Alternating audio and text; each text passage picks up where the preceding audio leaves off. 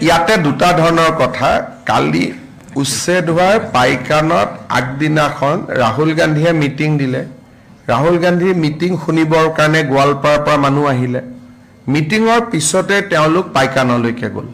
আৰু মই যোৱাকালি কৈছোঁৱেই যে জিলা পৰিষদৰ সদস্য এগৰাকীও আছে কংগ্ৰেছৰ ৰাতি তেওঁলোকে পাইকানৰ মানুহক উত্তেজিত কৰে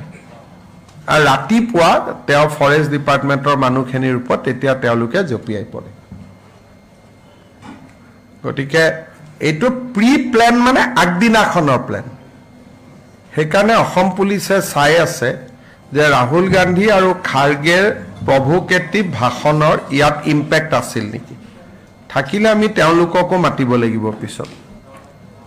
কাৰণ আফটাৰ অল এজন মানুহৰ মৃত্যু হৈছে আৰু এজন মানুহো খুব সংকটজনক অৱস্থাত আছে